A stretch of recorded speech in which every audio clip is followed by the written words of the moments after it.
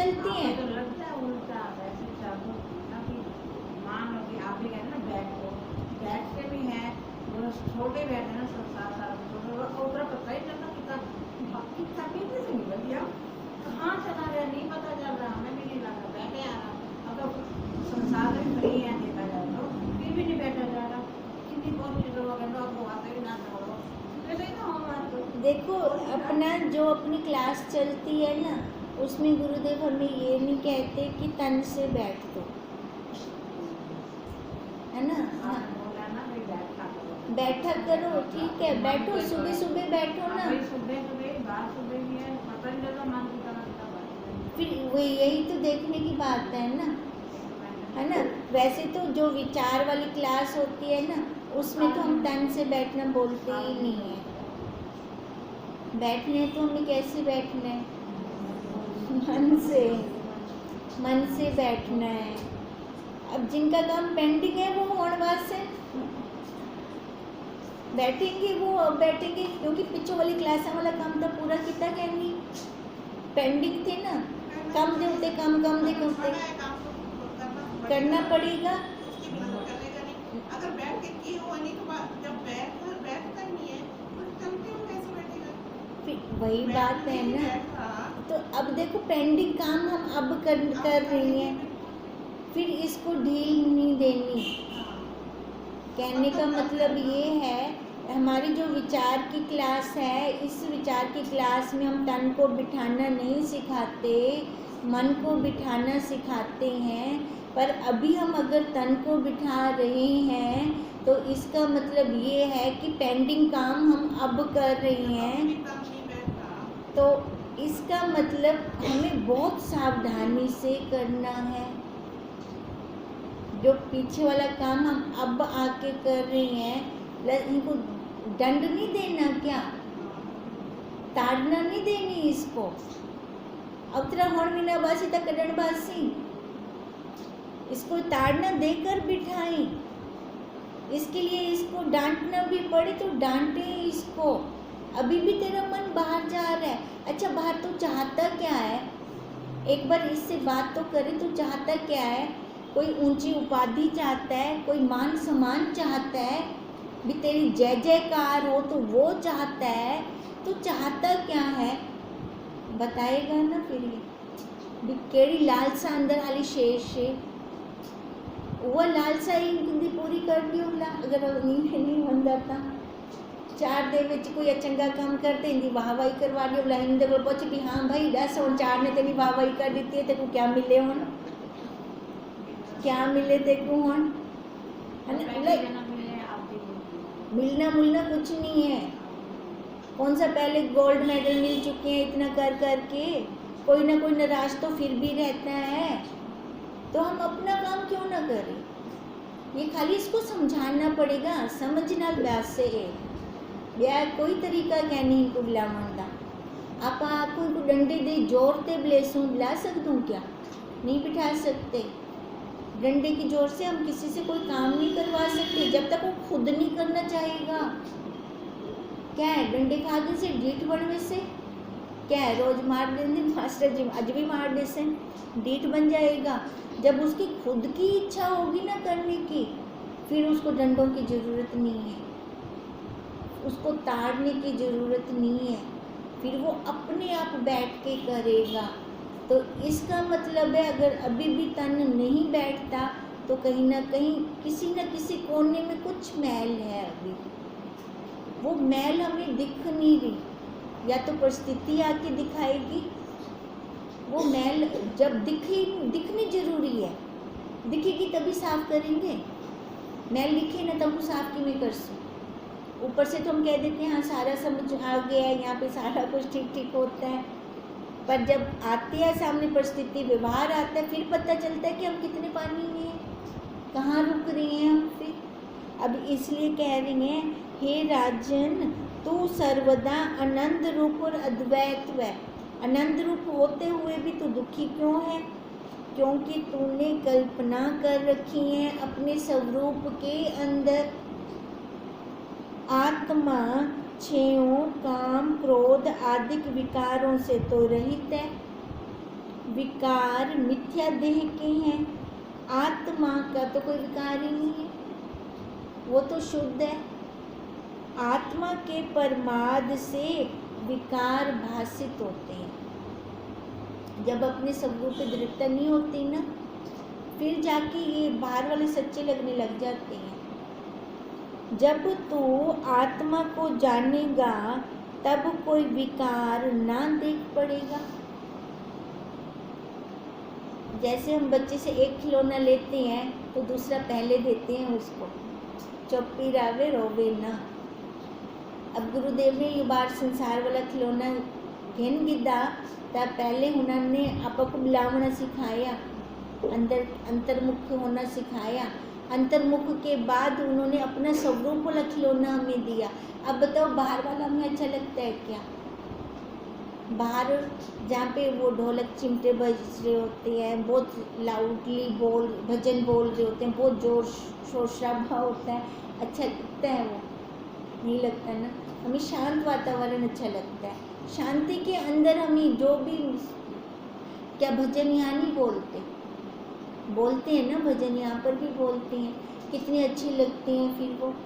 अब यही कहते हैं कि आत्मा के अंदर कोई विकार नहीं है, पर जब तूने परमाद किया तब तेरे को ये सारे विकार भासित हो गए तेरे आगे।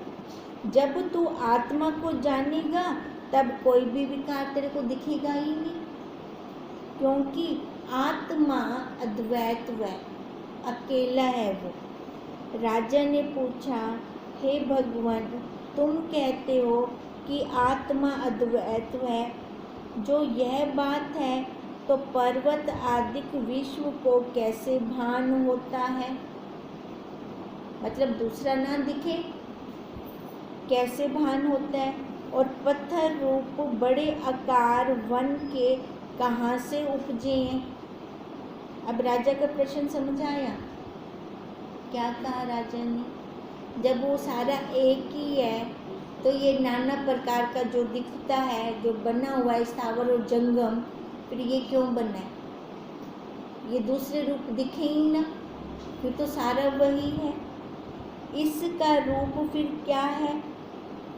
कृपा करके कहो भी, जो दिख रही हैं तो ये क्या है, फिर ये समझाओ।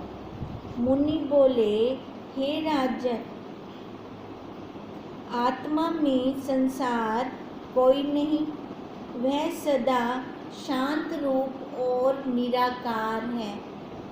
उसमें स्पंदन निस्पंदन दोनों शक्तियां हैं। इसमें अपनी आत्मा में स्पंदन और निस्पंदन। जैसे सागर का जल कभी थम जाता है, कभी लहरों का उफान होता है, दोनों शक्तियां हैं ना उसके अंदर। ऐसे ही कभी फुन्नों की लड़ी लग जाती है, कभी फुन्ने शांत हो जाते हैं। कहते ये दोनों शक्तियां हैं। जब निस्पंदन शक्ति होती है तब केवल अद्वैत वही भासित होता है। लंगोटम भी ना दिखे ना, है ना, पर पता चलता है ना उस टाइम। मन जब एकदम शांत होता है, कोई फुन्ना आ जा नहीं रहा होता, तब अपने अंदर कितना आनंद आ रहा होता है। कहते हैं जब निस्पंदन शक्ति होती है तब केवल अद्वैत वो भासित होता है, और जब स्पंदन शक्ति चेतती है तब ये नाना प्रकार के जगत आकार सहित भासित होते हैं। तो ये जितना दिख रहा है, देखो अपने फुन्नों से दिखता है हमें। अब मानो हमारा सामने से ये प्रश्न उठ सकता है, मान लो जिनका कोई फुन्ना नहीं उठ रहा तो उनको क्या ये सामने दिखना बंद हो जाएगा? दिखेगा उनको, पर उनकी दृढ़ता कहाँ होगी? अपने स्वरूप में। जैसे कहते हैं ना, खाते हुए भी नहीं खाता, देखते हुए भी नहीं देखता, फिर अंदर बार बार रह जाते हैं। कहते हैं पर वास्तव में आत्मा ही है, आत्मा के अलावा और कुछ नहीं है। क्या कह रहे थे? जब स्पंदन शक्ति चेतती है तब नाना प्रकार के जगत के आकार भासित होते हैं। पर वास्तव में आत्मा ही है, उससे भिन्न कुछ नहीं है। जैसे समुद्र में तरंग कुछ और नहीं, वही रूप है, पर पवन के संयोग से तरंग उठते हैं तो भिन्न भिन्न नजर आते हैं।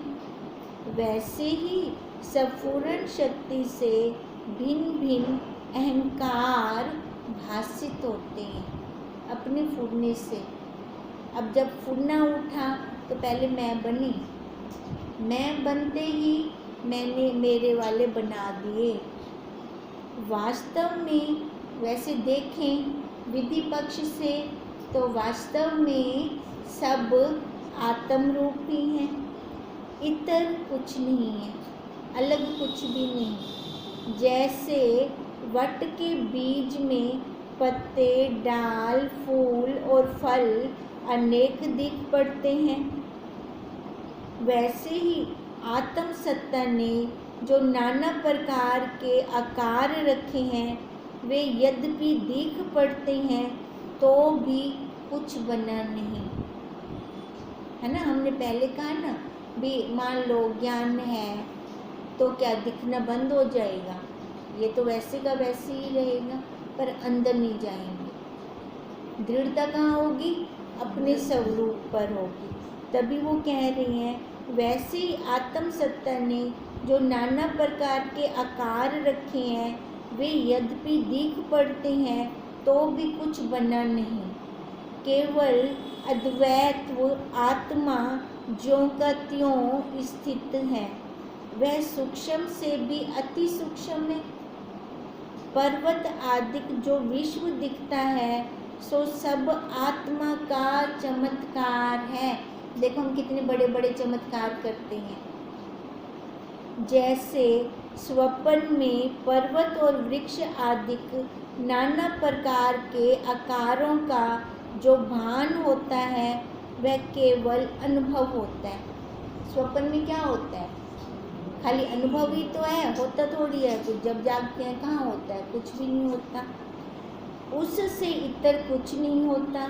वैसे ही जागृत विश्व भी आत्मा का ये खाली अनुभव रूप है।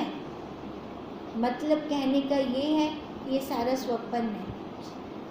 जब अपने स्वरूप में जागेंगे तब भी ये स्वप्न का, जैसे हम दूसरे स्वप्न का अनुभव करते भी कुछ कहनी भाई वास्तव में कुछ कहनी, मैं तो स्वप्न डिठाई।